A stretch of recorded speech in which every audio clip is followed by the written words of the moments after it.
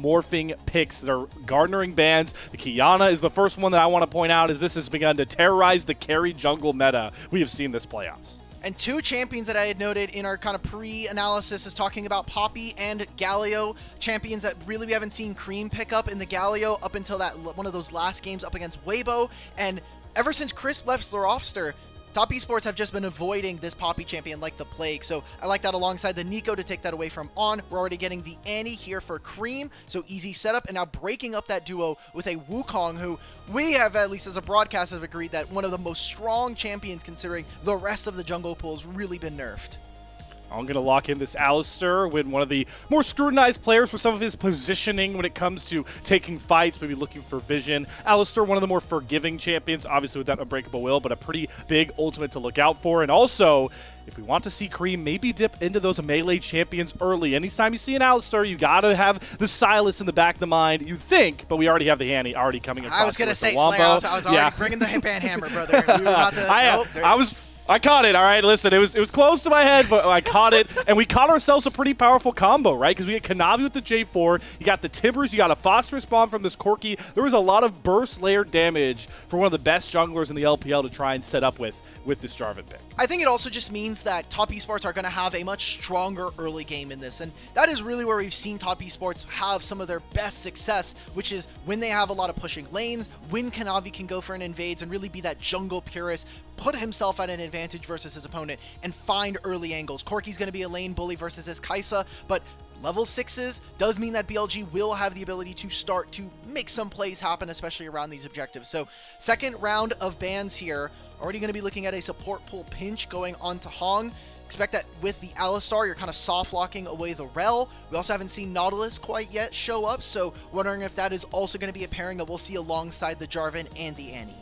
You're starting to see for Top Esports maybe try to take away, I know, not Knight's champion pool, that's an impossible thing to do, but maybe champions that Knight could bring out that could really squander this Cataclysm-based composition, right? So you're thinking some of these dashes. Aurora, one of the slipperiest champions, don't want to deal with Knight playing that Aurora in Game 1. Wouldn't be surprised if they try and take away a maybe more mobile mid laner as well, because they're already having to deal with a Kai'Sa that has Killer Instinct to try and get out of this combo. You always have the Trickster to worry about for Beitron, and you don't want to drop all this damage onto an Alistar in the first place. So getting rid of some of those more mobile mid laners that both Knight and Bin on the talk about solos could use this Gwen with the the mist and the dash as well. I like these bans because they're powerful picks in the LPL, as we know, but they also are pretty adverse to the comp that TES is trying to put together. Let's see what else BLG want. They're gonna probably have to just blind mid here. It's not blind mid, but they really want to give a lot of priority over to Knight. I think it's interesting to kind of note here, we're putting Sion for Bin, a champion and a player that I don't think has really excelled too much on the tank so far this year outside of Ornn. So getting rid of the Gwen for that matchup. We know that Top Esports have been kind of moving away from Jax as well, so not expecting to see that matchup go up into the top side. I wonder what we might see from 369. Are we going to get that Aatrox already so early on in the series? Or is he going to go for something more of a tank buster, something that's going to give him, I think, some more playmaking ability like a Cassante here? It's very bold of Hong to automatically take that Rel that we were mentioning. Yeah, especially into the Alistar, it can really disrupt that combination coming across, but is one of those very viable bottom lanes we always see. Corki and Rel are probably the two most common pairings we see for these champions in their solo respectiveness. But there's the carry potential all you were maybe looking for in a meta that's been dominated by tanks, even for our best players. And Bessa has stood as one of those crown jewels, and 369 has himself a very favorable lane in Game 1 for Top Esports. Should be able to dive very easily. I wonder what the mid lane matchup here for Knight is. You could go for Annie, or sorry, you could go for the Ryze versus the Annie matchup. Will mean that early on you can kind of combat her for a push until she gets level 6, but instead we're going to go for the Orianna. So I see this, and honestly, this is probably going to be the composition that we have here in game number 1 that's going to require the most amount of poise here from Bilibili Gaming. They're going to need to be able to take control of space. That's what Alistar and the Wukong will be able to do later on into the game, but they get very easily dove upon if they're out of position. If we're talking about vision control, if we're talking about how aggressive Top Esports can play, you're going to have an Annie, a Jarvan, and an Mbessa who are going to be going straight for the back line. So Knight's going to have to be very careful about when he uses his flash, and how this bottom lane matchup goes could end up spelling success or failure here for BLG. And speaking on that bottom lane matchup a bit more here, one of the things that you heard the devs talk about maybe a little bit, but I really want to make sure to push before we go into this game one, is Elk on this Kai'Sa and Elk in general. We've seen flashes of this guy get back to that BLG 2024 form where he was one of the best AD carries in the world, but it hasn't been consistent. And in this upper bracket final, you see him pick a game one Kai'Sa, like you mentioned, Ulk, that requires a lot of poise and just raw mechanics to operate to a high level. The LPL is so well known for multitudes of iconic Kai'Sa performances. We'll have to see if Elk can put one together here right off the bat in our upper bracket final. Let me hear some Jayos. We're going to be going right into the game in a little bit of time. We're here in Shenzhen. We're going to be here all the way until the regional finals. We'll be moving arenas, but we're getting right into this series. It's the banger. It's a possible Worlds qualification for one of these teams. Let's bring in our final upper bracket final Jayos of the entire split here. Game 1, Top Esports BLG.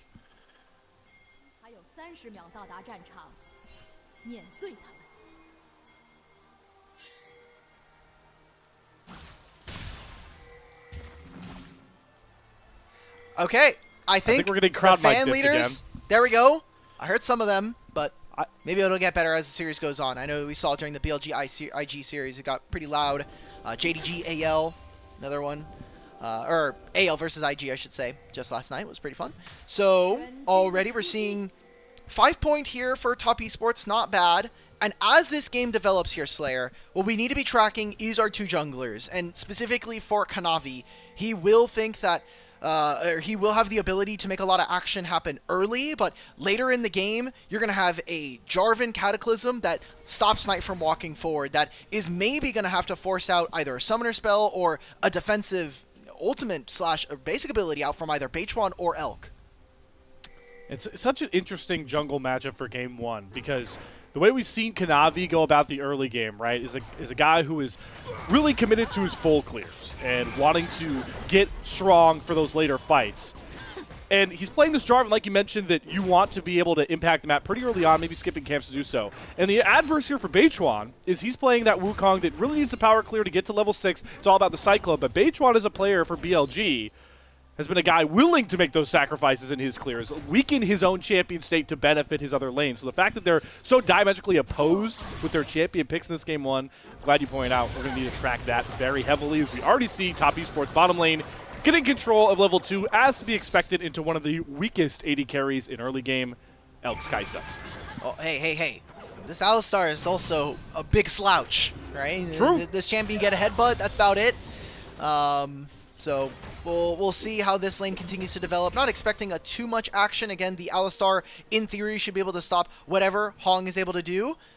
Very nice lower third coming in through the LPL. We have 800 total games in the LPL for JackeyLove. I think a momentous occasion, especially for one of the best AD carries to ever do it. But both junglers are going towards opposite sides of the map, and Kanavi is opening up with finishing on his red buff, which means he will have the flexibility of either going back up into top side, contesting Beichuan on these top side camps, or maybe looking for something on bottom lane. But with this wave where it is, and a Scion in the game, Slayer, I got to imagine about 45 to a minute and a half, we'll be looking at potentially lane swapping our bottom lanes. That's always the answer you look for when you bring that Scion into a game of League.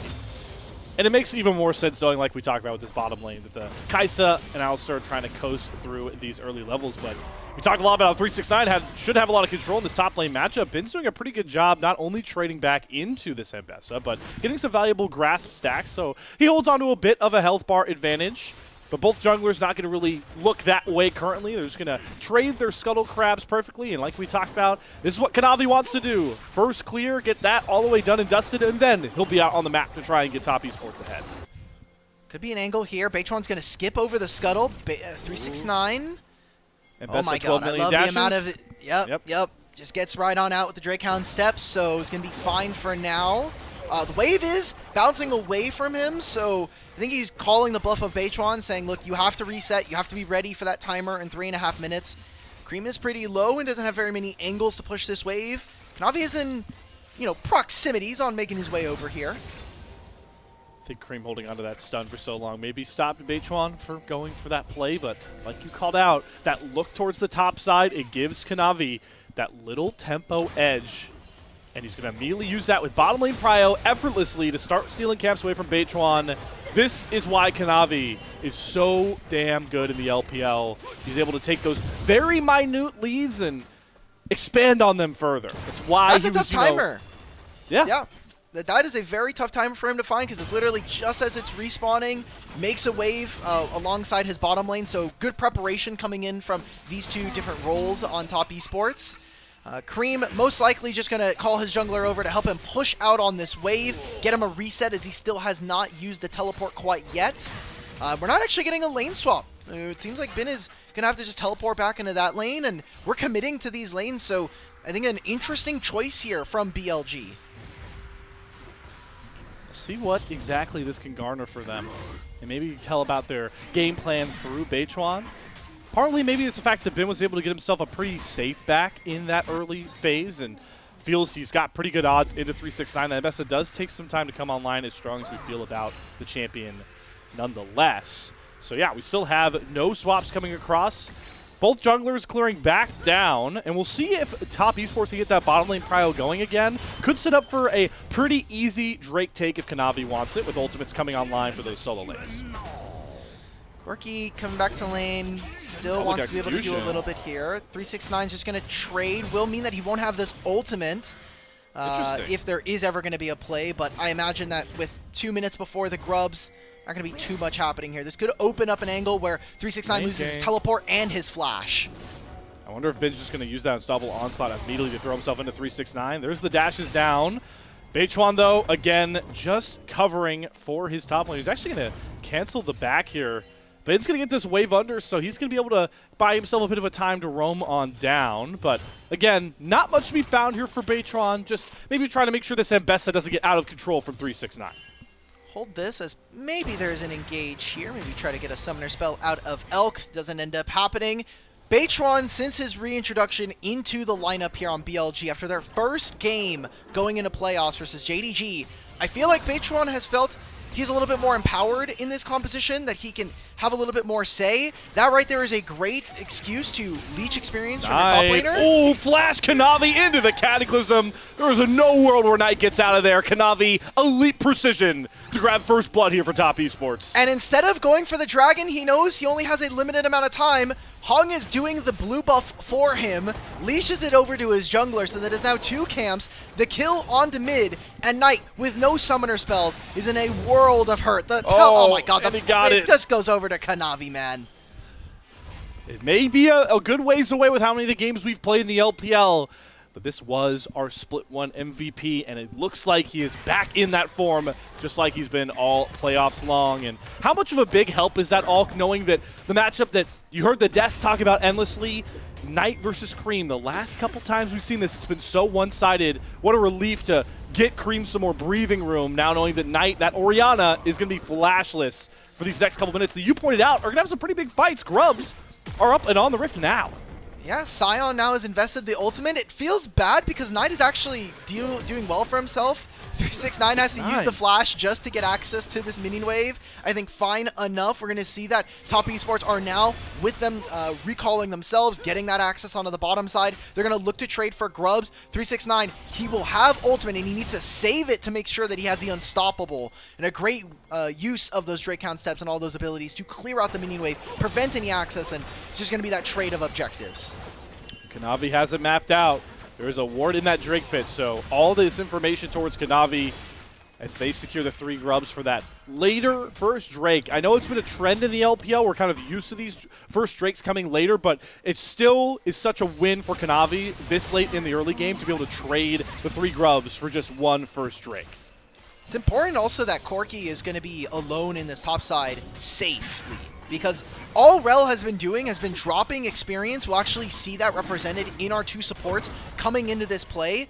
If he gets access to 1 more mini wave, even actually hitting onto the dragon, he gets local experience, he gets access to level 6. Hong is a ways away from that happening. Top esports are able to mitigate that by not having any fights happen, but really what Hong's been doing this entire time is protecting Kanavi's bottom side jungle. So Kanavi got to steal 2 camps on top side. He'll do his blue buff and his Gromp.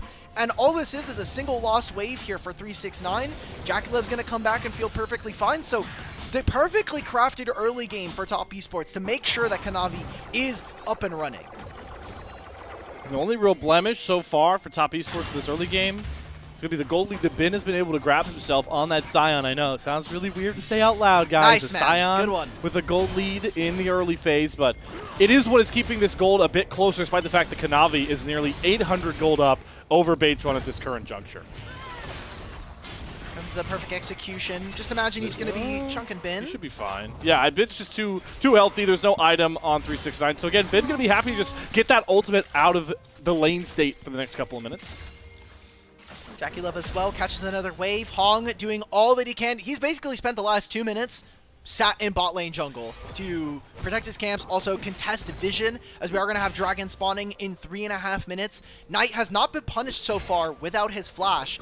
I think he's been doing a rather decent job outside of that one gank that we saw from Top Esports to control the wave and still have somewhat of an advantage. He's actually even with Creme here. There's only an assist going over, but he's able to hold the lane a lot better than Creme has. Gotta keep your eyes on Kanavi, knowing his own flash timer is at the same point as Knight's. This On takes a pretty adverse trade into the burst that JackeyLove has. Still holding on to that unbreakable will if a gank does manifest, but you can see that deep ward in the bot side river is going to spot Kanavi, trying to get a bit cheeky. So Elkinon, winning the information game here, won't fall for this ruse. And this is good. Now it gets spotted out by Kanavi. BLG going to go towards his top side, clear down so that his next rotation of camps are in time for the Dragon afterwards. And if nothing else happens, then let's see Top Esports use these 3 Grubs. Let's get a single turret plate here for JackeyLove. Maybe there's an angle for us to squeeze a little bit more, but all this is let's walk around mid. We get to stop Knight's back. No flash. Cataclysm down. TP coming over. Shockwave used. Knight trying to buy himself some time. There's the Magnet Storm layered as well. Hong trying to lock down the golden left hand, and with Tibbers, he will fall for a second time in a row. Think about the timing on this too. Dragon doesn't spawn for another 2. A wave that's going to get caught here by BLG. Kanavi gets to cycle his camps. This is everything going right here for Top Esports in these first 12 minutes. Knight having to lose all of that. He will have teleport and he will have his flash coming up, but it's tough. It's tough looks, and this is exactly the way we want to see Top Esports not only help out Kanavi, but get Creme into a more comfortable position in this game. The one benefit here for Bilibili Gaming is you do see Magnet Storm, Cataclysm, and Tibbers all come off the board to make that play on tonight. So BLG and On feel comfortable enough trying to step up, maybe steal some camps away, knowing that a lot of the bite out of this TES burst comp has been negated, but it's just swinging onto the top side. His volley execution does come down again. Big enough flash over the flag and drag, but he's trying to just TP out, and there's no more ways to knock him out of it. Smart timing there for Ben to avoid the gank. Still fine. 369 catches his top wave. They lose double summoners on Bin, and what BLG will grab in trade for this is 2 turret plates, maybe even a 3rd. They have Sheen procs coming on through for BLG, Knight as well. Hopefully they can get him a little bit more gold here, but we're going to see now Top Esports. Good play coming out from Hong in particular. I think he has covered these lanes incredibly well now so far in this game number 1. Are they going to be able to grab this last plate? I think Knight really wants to squeeze for it. He wants to get that gold and maybe use it a little bit after. There's not a play that they can make, and really they wouldn't be able to get it on this next wave unless they want to be late for that Dragon we've been talking about. How greedy do you want to be, Knight? Don't know if he'll be able to grab that in position with the wave clear that Creme is going to be able to allocate here. And yeah, he's not going to be able to pick up that extra plate. But speaking on those mid laners, we start to see first items come across. Really speaks to the sort of approach that Knight and Creme are bringing towards their control mages. You see Creme with the classic Malignance. That's just trying to boost as many ultimates as he can early and often, while Knight with the Roa buying time to try and scale up and be a much bigger threat out of the mid lane for BLG. It's not even just time. Like, imagine he gets to have like plus 1,500 HP on top of your Orianna. It makes it difficult for 369 Kanavi and Creme to really burst this guy out. On teleported back out onto the waves, but they didn't have a timer to really push forward and get vision down. There is a single, they basically only have the scuttler that's in the river pit. That's it. Right now, Top Esports, they get to answer back. They tried to stop Top Esports invade, and now it can be TES looking towards this Dragon. They will set up pretty comfortably. Top Esports, a team like we talked about, and you heard the desk say, have been relatively dominated by BLG in the year 2025.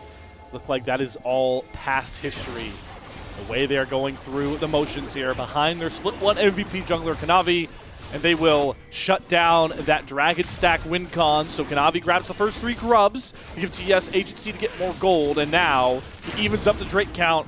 So this game flowing all through top esports through the first 15 minutes. Part of why BLG couldn't even make that play is that gank that we saw onto Bin. It made it impossible for him to teleport. He would have had to invest the ultimate and also missed out on a wave. And with 3 grubs, that could turn into a turret there. So top esports, I think, are really meticulously tearing apart at BLG in places that they have been historically very weak at, which is macro and objective setups. One of the best ways we've seen BLG get around having bad objective setups is that they usually have about a 1,500 gold lead at 15 minutes. Now, they're only down about 800. Maybe they can make play on the 369. Paul Execution is going to end up tagging the Scion. Flash comes out, but All's going to flash right on top of him, and Elk with the killer instinct comes through and gets BLG on the board as they try and claw back in that gold deficit. It's Herald, but there's a wave that they missed out on top side. The rest of this is going to go over to Elk. Let's look at Creme. I hope our observers show this. A little late now, but that is going to be first turret going over to top esports. And again, more of the jungle camps of Kanavi being protected here. That was a big investment coming in from BLG. Oh, TP coming behind here. Hong in position. Decimating Smash going to knock up the Chariot coming forward. Is Creme not going to be able to clothesline to drop that Tippers.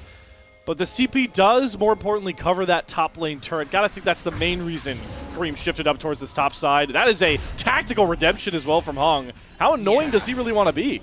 He's just trying to stop those recalls, get them on better timers here. It's another wave here for JackeyLove that he gets access to. Also, you're stalling BLG and where they could potentially find Rift Herald plays. Beitron's going to show in mid. He has some camps on the bottom side, and Kanavi somehow down half a level versus Beitron. I know we've been talking a lot about this jungle matchup, but Beitron has been really smart and has been very crafty in this early game. We have gone way past the point where the jungler's effectiveness cranks the dial up to the maximum. Level 2 ultimates, not that far away on the Cataclysm and the Cyclone for Beitron and Kanavi. As we look towards what to really expect next out of these two teams, you got a lot of timers. There's going to be a lot of downtime here. We've got no Octacon for 3 minutes, so we're looking for plays here, and Hong is immediately going to get both summoners out of Elk as the rise of Hong showing up again, this time in the upper bracket final, early and often. And Creme got to pick up those 2 top waves after the teleport. Now Knight has to do the same here on this top lane. Good stun. Trade of the shockwave should be fine. We've got Dragon in 2 minutes. This is really exploitative coming out from top esports. And JackeyLove. Oh, JackeyLove. He's got to burn his summoners. Quick cycle comes through. Killer instinct through. Elk doesn't need summoners to pick up that kill. The power of the Kaisa shows. And JackeyLove is punished for 1 face check.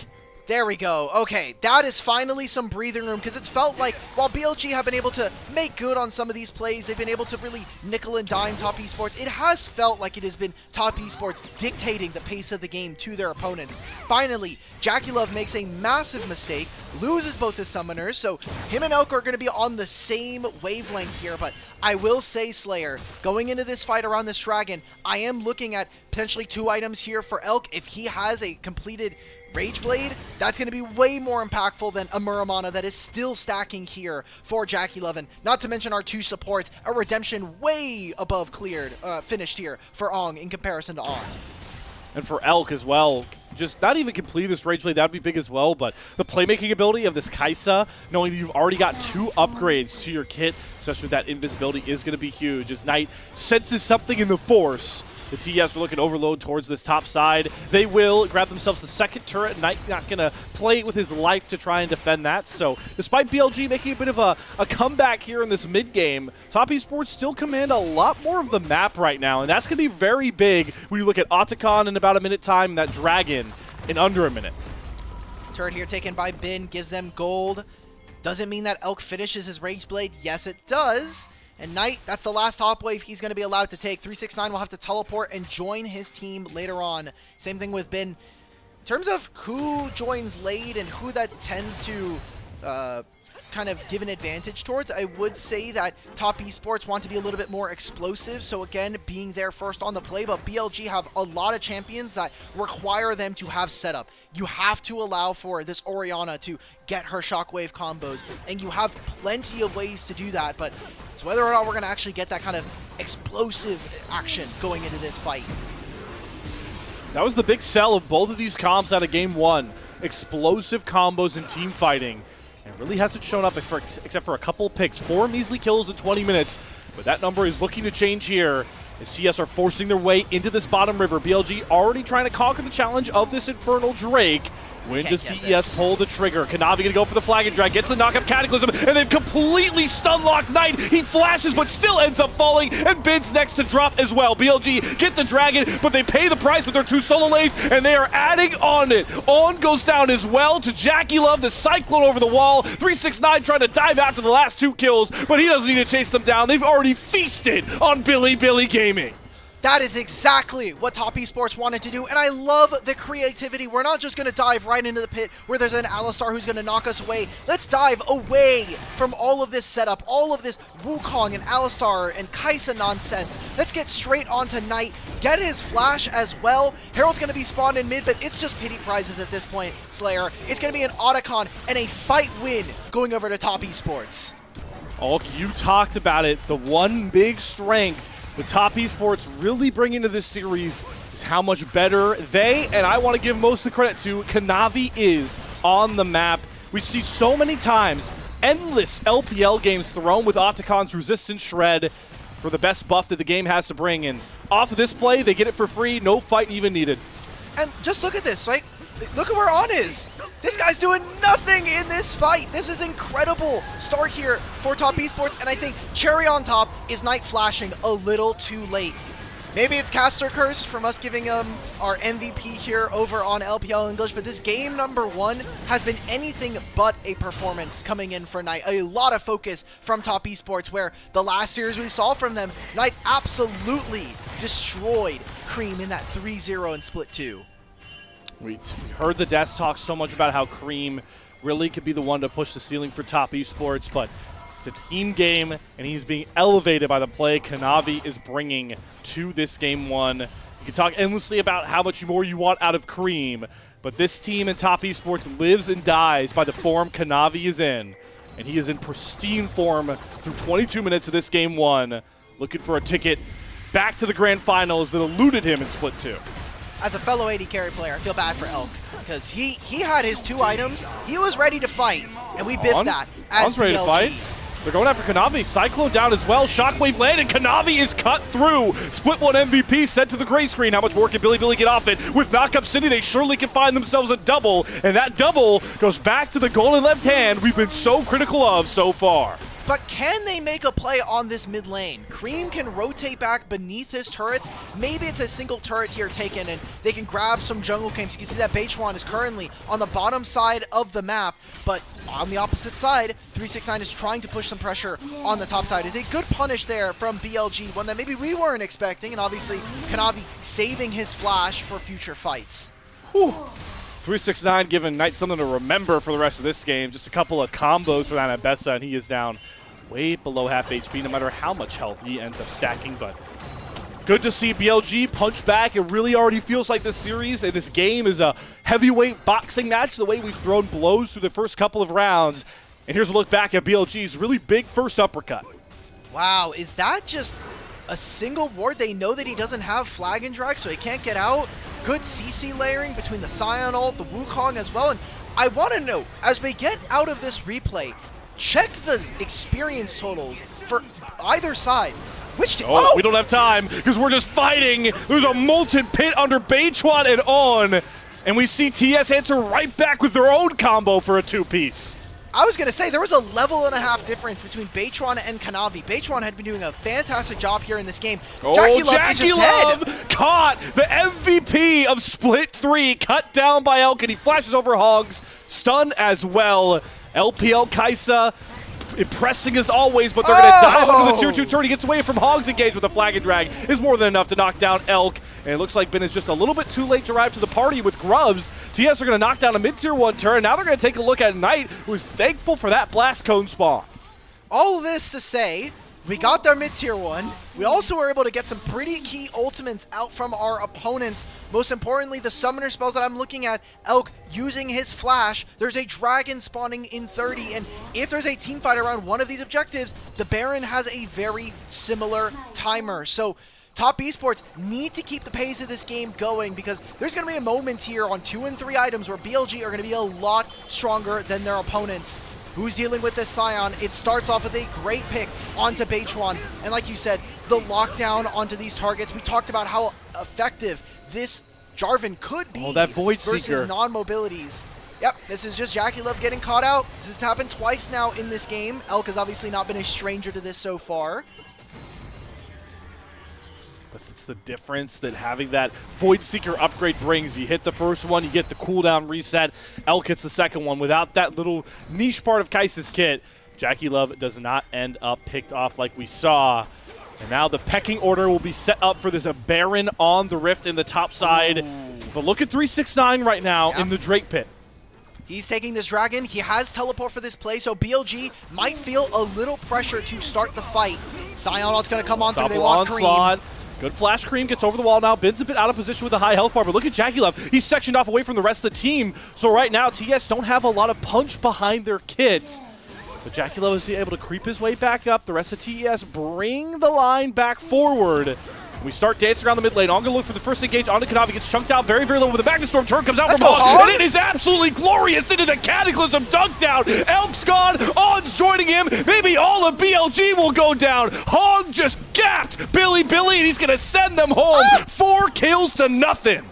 Wow, that should have been a good spot for BLG. They got the flash out from Creme, but On not respecting or maybe not knowing what his job needs to be is stop Hong from engaging. There's too many different angles. If he's stopping the Rel, he's not stopping Kanavi. He's not stopping 369. Ben's gonna make it happen again. He's gonna teleport all the way back to his base, but Top Esports are gonna find 3 kills. They're gonna get Knight's flash, and it's gonna be a Baron on top of the play. Get me a replay ASAP, because we just watched some of the finest league combos you've seen all playoffs long. But it's the Baron that's the real prize here for TES. They've got Otacon, and they got the purple banner, and they've got their support playing out of this world. Just watch, again, there's only so many things that On can do. He thinks that it's going to be Jarvan coming in first, but Hong not even stopped here. Where is Knight with the ultimate to be able to put this down and stop this engage from ever happening? Immediately, Elk is caught. Remember, no flash, has the killer instinct, and that's the only way he would be able to interact with this fight. Knight as well gets caught. Yet again, an uncharacteristic performance from our mid lane MVP. Knight, a legendary player in his own right for what he's done in recent years in modern history, but looks like 369. Health bar going low. Elk gonna killer instinct forward to get the kill. Dunk down comes across from Kanavi, and Elk is trapped with no flash, and Creme TV's in to find the kill. We have action happening all over the map. JackeyLove is picked off in the mid lane, but luckily the rest of TES are gonna pull him and the squad up by their bootstraps and win the pick plays across the map 2-2 with a top lane tier 2 turret. The only thing that is BLG favored right now is the dragon stacking. They have 3 dragons at this time. And we've got Dragon in 4.5. It was taken there by Beichuan, who is on currently the bottom side of the map. Not able to steal many more camps on the opponent's side, but everything is going right for Top Esports here. And despite it all, despite how one-sided a lot of these fights have felt here, Slayer, it's only a 3,500 gold lead at best. This is the team that has the Otacon. Somehow they're even in experience with their opponents. Yeah, that's exactly what I was going to start picking your brain about here, Alk, is you mentioned the Drakes. How much stall time do you think BLG can afford? And on top of that, how much does stalling benefit them knowing the scale war, especially with Knight and Elk, I feel like having a much bigger edge in that department? I think it makes it really easy if you're able to get an Infernal Soul. Like, Infernal Soul, 3 Infernal Drakes on Kai'Sa and a Orianna. I feel like this also helps augment the Orianna a little bit. This build right now doesn't have a ton of AP, but with the changes to Horizon Focus on this patch, and with, again, if they do have access to that Soul, you get a lot more AP, more bang for your buck out of this build, so you can start to squeeze a little bit more damage. Seems like Top Esports, they know they're going to use the last 40 seconds of this Baron, push on the bottom side in the mid lane, so that they control all of this space coming up for that objective. Baron buff going to expire. This is likely to be, I think, their last really big wave the TES can use to try and gobble up some more gold and increase that difference from 3K. But they can't really connect and hit this turret. That's the one, you know, shortcoming of both of these comps. The sieging is really suspect with how low range both comps are in this game. Got a little bit of time here, Slayer. This is a really tense. This is only game one, and everybody coming in, I mean, we had predictions all across the board. All over the place. I think when we saw how dominant BLG were coming into this series, it led to have a little bit more confidence, but maybe you can speak to a little bit of how strong JDG were going through their lower bracket run, how strong or maybe how weak IG were, considering how they looked at the end of the regular season to now. Maybe BLG got a little bit of false hope, but I don't even think Top Esports had necessarily like a tough bracket. They had NIP and Weibo. Yeah, they were the biggest beneficiaries of that wild Weibo upset. It's always fun to play that, you know, power rankings game when it comes to strength of opponents. And it's good to see for all the outages, you know, you talked about with Top Esports and their easier road, and how much better does BLG's wins look like now with the rest of the bracket, that in game one we are this close. This is a good sign for all you fans of great LPL League of Legends that this game one is on a knife's edge. And a reminder of a stat that we had.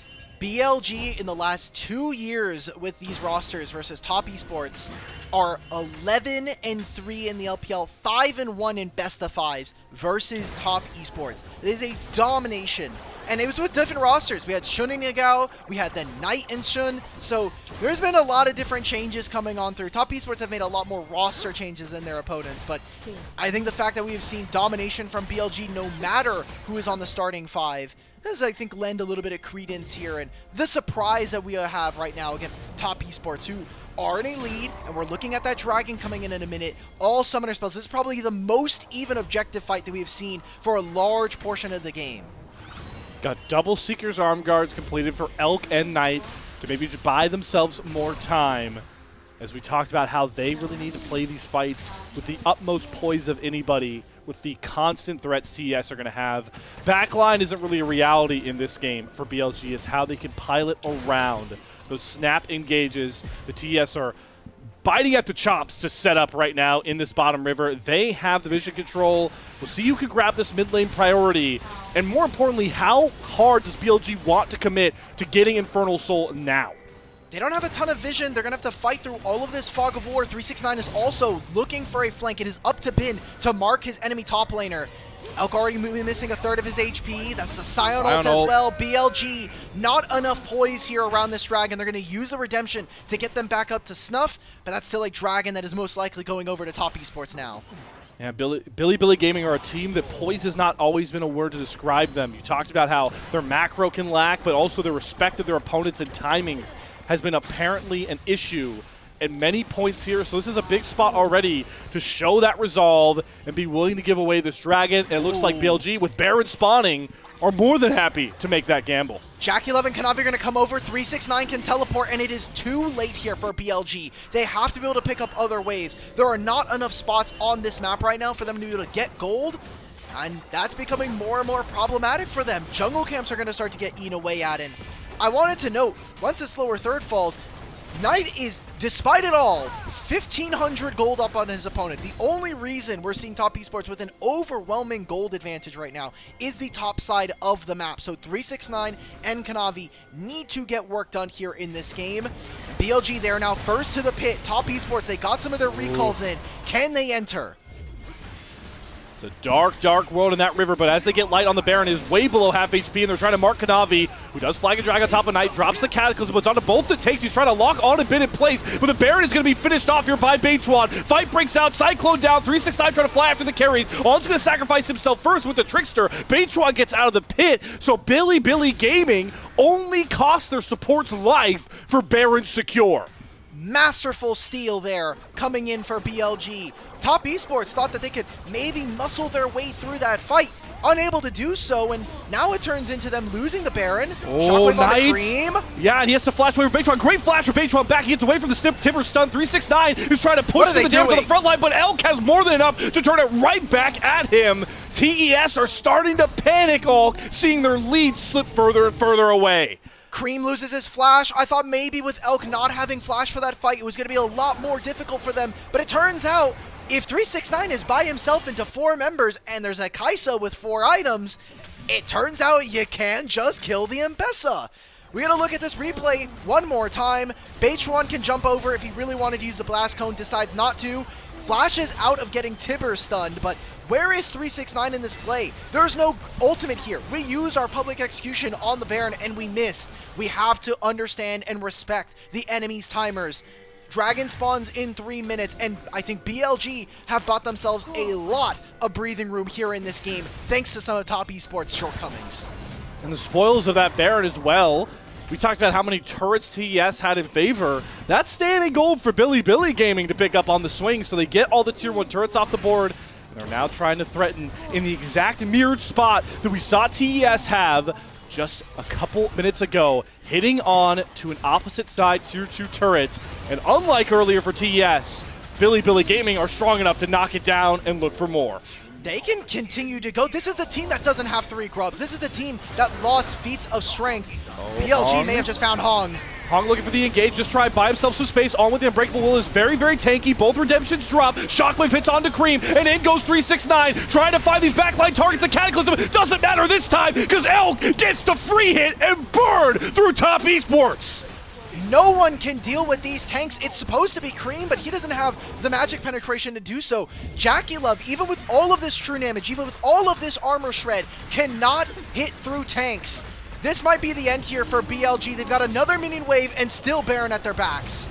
Bilibili Gaming, we're down and out all through this game 1, but if you don't kill them now, they will make you rue the day as they look for this final push that's helped out by the fact they've knocked down Hong for another 40 seconds. It's Green trying to clear out the way, but it's a jump on from Elk, finds the first kill. Void Seeker over, they're flashing after JackeyLove as he desperately kites into his fountain. Next wave comes up for Top Esports, and it's Knight to find the Shockwave into the golden stasis to put a golden stamp of approval on BLG's comeback Game 1 win. Who needs an early game when you could just let Top Esports throw the game for you? I don't know what else to call that. That was a Top Esports domination from 25 minutes up, and somehow, some way, BLG find angles, multiple mistakes from the supports, and I think just them completely throw 369, man. Like, what was that? It's just trying to be the hero, right? We saw it like becoming more and more a problem as that game went on. The desperation, TS understanding it. This game slipping further out of their hands. This Kaisa and Orianna are going to outscale our Corki and Annie, and 369 is the one that tries to make up for all of it. It's just so awesome to see in a year of so much sloppy league, even in Split 3, you know, that Bilibili Gaming, when they've given these small avenues to work back into the game, they're so locked in right now. It just makes the difference in this series in just one game that really was so close. Yeah. I feel bad for our deskers who I know are waiting on standby. So, Grapes, how the hell do we even talk about this BLG win?